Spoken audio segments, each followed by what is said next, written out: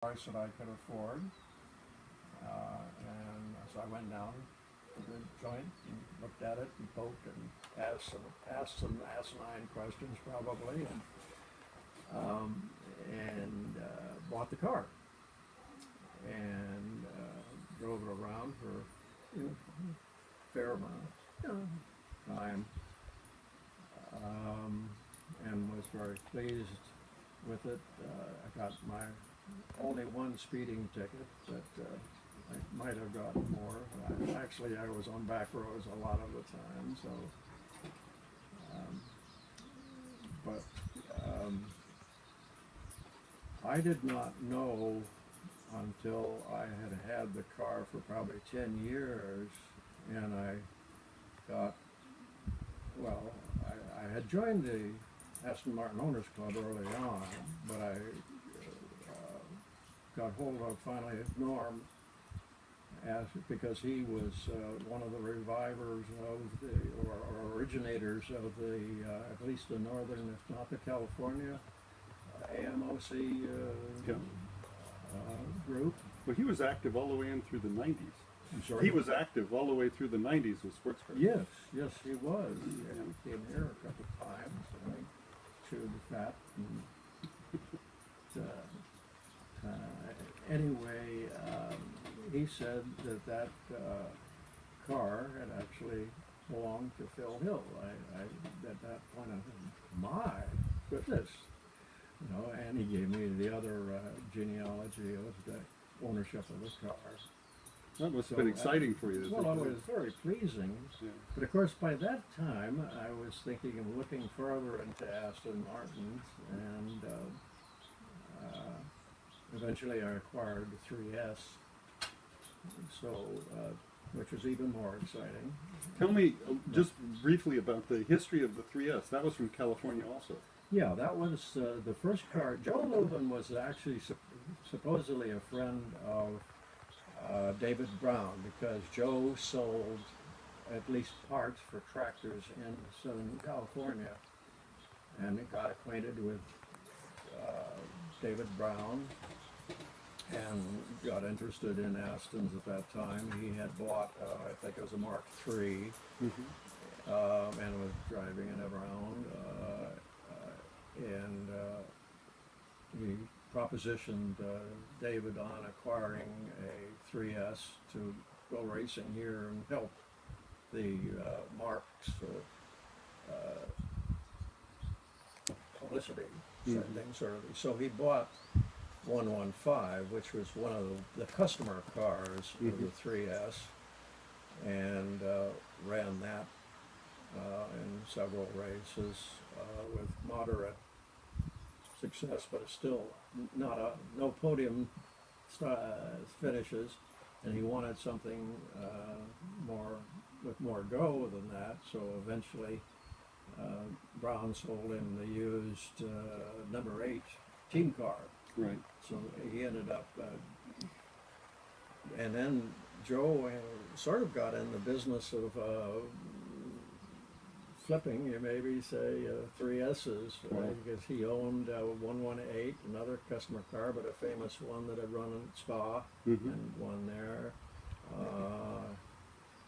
Let's see, what else did he go through there? But anyway. And Joe, yours was 115? Yours was 115. Mine was 115. And did that go to Rod Carpet? Is only part of it. The front suspension, Joe, being a bit seller of things, used it as sort of a parts car in transition. He'd order something from Aston, who'd say, well, we can deliver it in 6 months. So he'd go down to 115 and pick it off.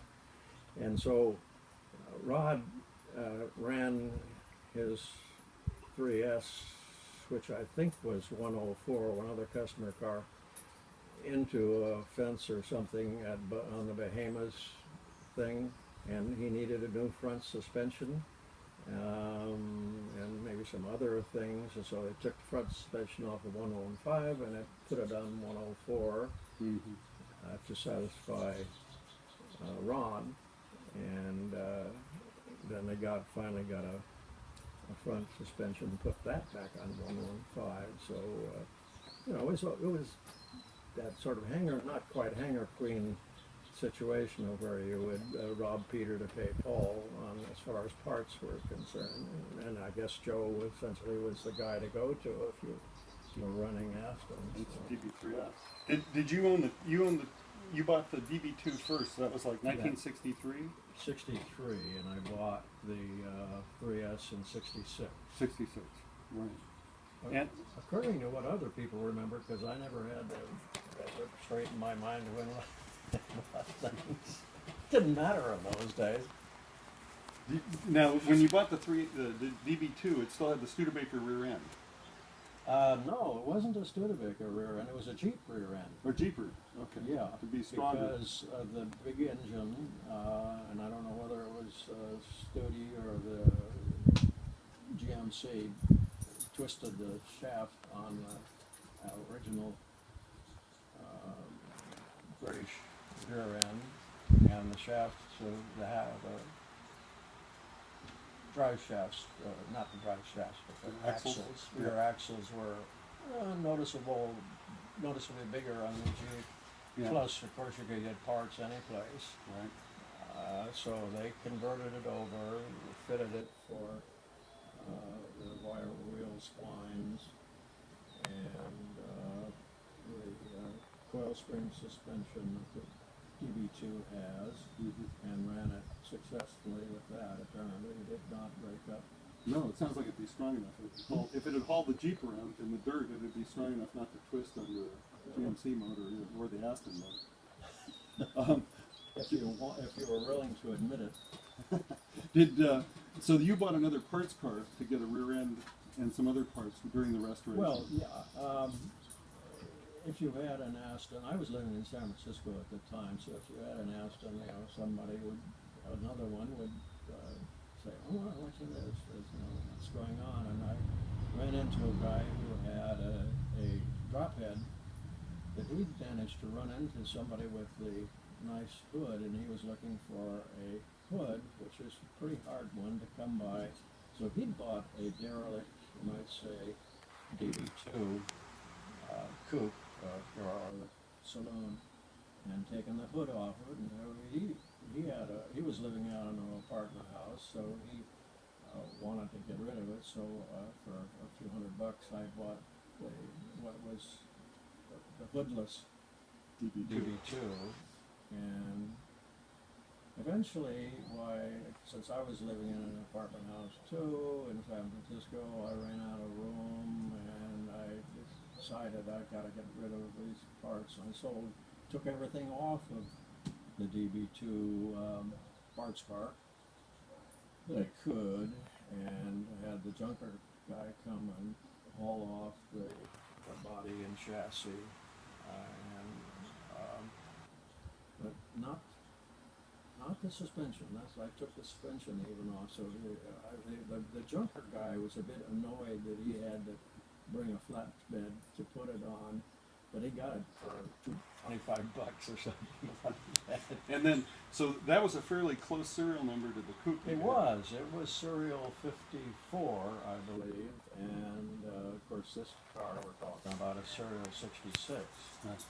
And so you put the rear end from that car? Well, eventually I decided I'd really like to have it go back to semi-stock as I could, as much as I could, and so I dug out the rear end and put it on the car, set the Jeep aside. And that was a strange one too, because that factory rear end had a Miss Machine spline hub, and the bore was misaligned with the circumference, so that the wheel, when it turned, would go whoop, whoop, whoop, whoop, like this. And my attention was drawn to that, and so fortunately, of course, the hubs of number 66 were available, so I could transfer that over and make the So there's a non-serial hub on, well, in fact, the whole rear end is on 66, but it belonged to 54. Right. So, you know, it's all within the family here. Right. You did most of the restoration on the car in the late 80s? Like 89 I or did 90? it over the period 1963 to now. You know, you'd work on it for some time. But I did a big push when Laguna Seca, The Aston Martin year. Aston Martin year, and I really had to go to that with a running car, and I was got it done with the help of my wife's sister and her husband at the last minute. We got the engine running on the Tuesday, took it down to the DMV to register it on a Thursday, and on, I don't know whether it was Saturday morning, drove it down to Laguna Seca. Yeah, I remember that weekend. I was lucky enough to get to drive the DB3's team car that Moss and Collins won their class at Le Mans with. Yeah, that was such a wonderful. They did a beautiful job with the That paddock. was magnificent. Nobody ever has done anything the equivalent of it. It was gorgeous. It was a great year. It was fun, yeah. It was a great opportunity to be able to drive one of those cars. Oh yeah, that was a funny thing. You know, they had most of the teams, Astons over here, Yeah. in one place. Maybe more Astons than they. Well, they made us park all the cars in front of that pit that they made to mimic Le Mans, Yeah. and there were about 15. Oh, that was a, I don't know. There must have been more Astons there than Aston ever owned or had in one place at one time. Probably so, yeah. Since you were the caretaker of the car for 50 years, what advice would you give a new owner for that car? Nothing. Well, now, depends on how detailed you want to talk about. Yeah, you got to love the car. You got to be enamored of Astons, and particularly the vintage Astons, the immediate post-war ones. Uh-huh. And remember, there's only 400 odd of them, so it is unique. And I never had any problem getting used to right-hand drive, so that's easy. Right. The one thing you can pull over to the right to look around the big fat SUVs that's in front of you instead of trying to go over to the left like you would in a regular left-hand drive. When you pull out to the left with a passenger over there, it always scares them. Oh, yeah, well, yeah, okay. Take your friends in there first and take them out around a nice curvy thing and have them freak out when they see somebody coming toward them, they think. Yeah. It was an easy car to get used to. After you completed the car, did you show it in any concours events? Or? Let me see if there was anything of significance. Not being much of a concours type myself, well, you know, it showed up for the 87 thing down at Laguna Seca. And probably some minor little local things. We've had shows here at the Seventh-day Adventist place was running shows for a while.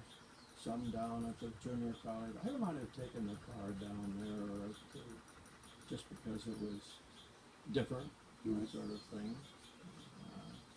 But like I say, I'd rather work on the car than show it.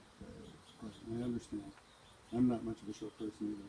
Well, I want to thank you, Alan, very, very much for taking the time to talk about the motorheads. We all want to talk about cars to excessive length. So it's always been a pleasure to talk to you. Okay, yeah, I've always enjoyed your story. story. Have you as a friend and a business. Well, thank you, Alan. So that concludes the interview.